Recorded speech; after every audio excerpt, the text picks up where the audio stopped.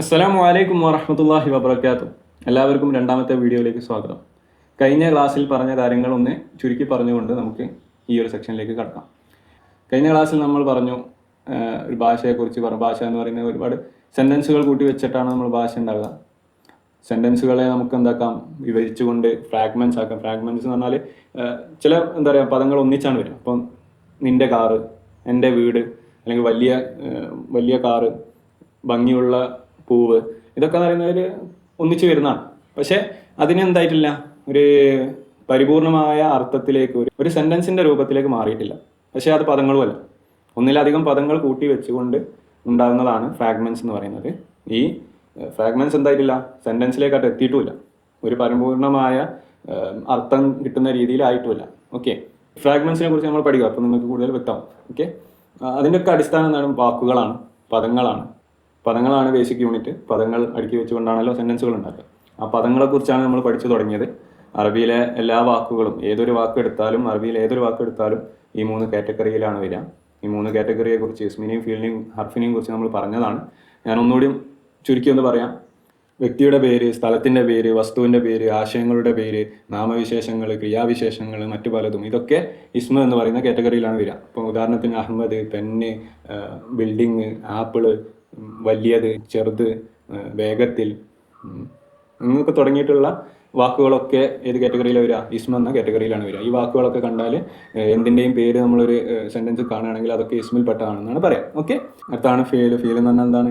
ഒരു പ്രവൃത്തിയാണ്, അല്ലെങ്കിൽ ഒരു അവസ്ഥയാണ്. അത് ഒരു സമയബന്ധിതമായിട്ടായിരിക്കും അതിൻ്റെ അർത്ഥം വരിക. അത് ഉദാഹരണത്തിന് ഞാൻ കുടിക്കുന്നു എന്നുള്ളത് എന്താണ്? ഫേലാണ്. കുടിക്കുക, ഇന്നലെ കുടിച്ചിരുന്നു, അല്ലെങ്കിൽ നാളെ കുടിക്കും, ഇപ്പം കുടിച്ചുകൊണ്ടിരിക്കുകയാണ് എന്നൊക്കെ പറയുന്നത്. സഹായിച്ചുകൊണ്ടിരിക്കുകയാണ്, അല്ലെങ്കിൽ നാളെ സഹായിക്കും എന്നൊക്കെ പറയുന്നത് എന്താണ്? ഒരു സമയത്തെ ബന്ധപ്പെടുത്തിയിട്ടാണ് അതിൻ്റെ അർത്ഥം വരുന്നത്. അപ്പോൾ അങ്ങനത്തെ വരുന്ന ഏതൊരു പ്രവൃത്തിക്ക് ഉപയോഗിക്കുന്ന പദവും എന്താണ് വരിക? ഫേലിലാണ് വരിക.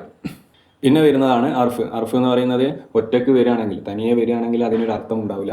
മറ്റൊരു പദത്തിനോട് ഒപ്പരം വരുമ്പോൾ എന്താവുള്ളൂ? അതിന് വ്യക്തമായിട്ടുള്ളൊരു അർത്ഥം വരുള്ളൂ. ഓക്കെ, ഉദാഹരണത്തിന് ഇലേക്ക് എന്നുള്ള, അത് വീട്ടിലേക്ക് അല്ലെങ്കിൽ സ്കൂളിലേക്ക് എന്ന് പറയുമ്പോൾ അതിന് എന്താവുള്ളൂ? ആ ഒരു വ്യക്തമായ അർത്ഥം വരുള്ളൂ. അങ്ങനത്തെ വാക്കുകൾക്കാണ് അർഫ് എന്ന് പറയുക. അല്ലെങ്കിൽ ഇസ്മിലും ഫേലിലും പെടാത്ത വാക്കുകളെന്നും പറയാം. ഓക്കെ, ഇത്രയും കാര്യങ്ങളാണ് നമ്മൾ പറഞ്ഞത്. ഈ ഒരു ക്ലാസ്സിൽ എന്നല്ല, ഇനി കുറച്ച് വരുന്ന ക്ലാസ്സുകളിലൊക്കെ നമ്മൾ ഇസ്മിനെ കുറിച്ച് കൂടുതൽ പഠിക്കാൻ പോവുകയാണ്. അറബി ഭാഷയിൽ എന്താ പറയുക, കുറച്ച് പ്രയാസമുള്ള, കുറച്ച് കൂടുതൽ പഠിക്കാനുള്ള വിഷയമാണ് ഇസ്മുകൾ. ഓക്കെ, അതായത് പേരിനെ സൂചിപ്പിക്കുന്ന എല്ലാ പദങ്ങളും, ആ പദങ്ങൾ ഒരു സെൻറ്റൻസിൽ എങ്ങനെ വരും, എങ്ങനെയൊക്കെയാണ് നമുക്ക് ആ പദത്തെ ഒരു സെൻറ്റൻസിൽ ഉപയോഗിക്കാൻ പറ്റുക, ഇസ്മ ഒരു സെൻറ്റൻസിൽ വരുമ്പോൾ അത് എന്തൊക്കെ നമുക്ക് നൽകുന്നുണ്ട്, എന്തൊക്കെ അർത്ഥം അതിൽ നിന്ന് നമുക്ക് കിട്ടുന്നുണ്ട് തുടങ്ങിയിട്ടുള്ള വലിയൊരു പഠനം തന്നെയാണ് ഇസ്മിനെ കുറിച്ച് പഠിക്കാനുള്ളത്. നിങ്ങളൊന്നും ബേജാറാണ്ട, നമ്മൾ പടിപടിയായിട്ട് സ്റ്റെപ്പ് ബൈ സ്റ്റെപ്പ് ആയിട്ട് നമ്മൾ പഠിച്ചു പോകും. അപ്പോൾ നിങ്ങൾക്ക് കാര്യങ്ങളൊക്കെ മനസ്സിലാവും. ഓക്കെ, പിന്നെ ഒരു കാര്യം നിങ്ങൾ ശ്രദ്ധപ്പെടുത്താനുള്ളതെന്ന് വെച്ചാൽ, നമ്മൾ ഈ ക്ലാസ് എടുക്കുന്ന മലയാളത്തിലാണ്.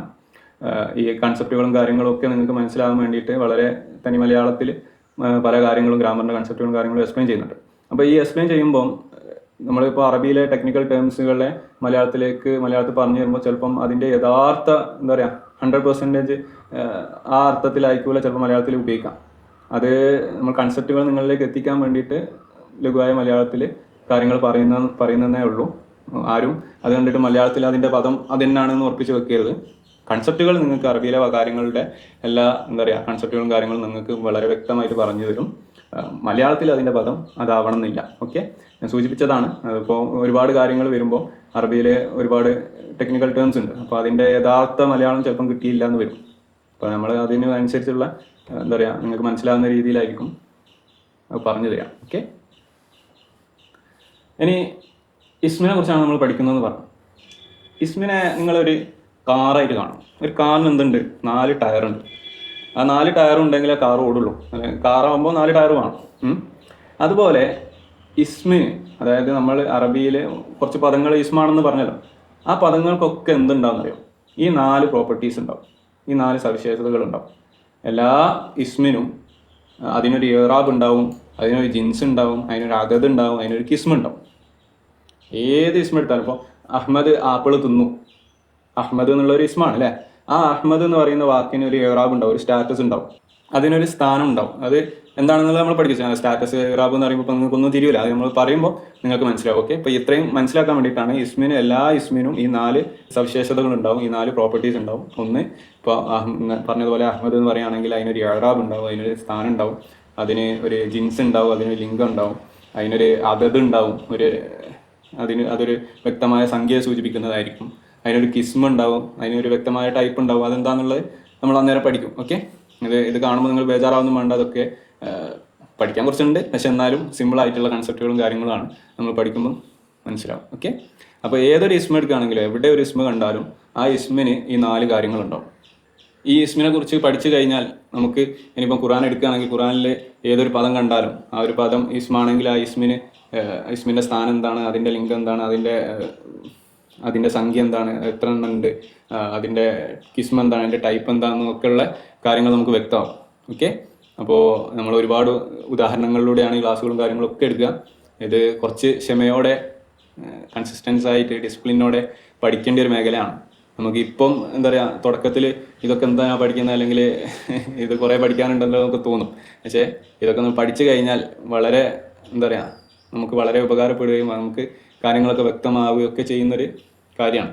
അപ്പോൾ കുറച്ച് സമയമെടുക്കും, കുറച്ച് കാര്യങ്ങൾ കൂടുതൽ പഠിക്കാനുണ്ട്, പക്ഷേ ഇറ്റ് വർത്ത് ഇറ്റ്.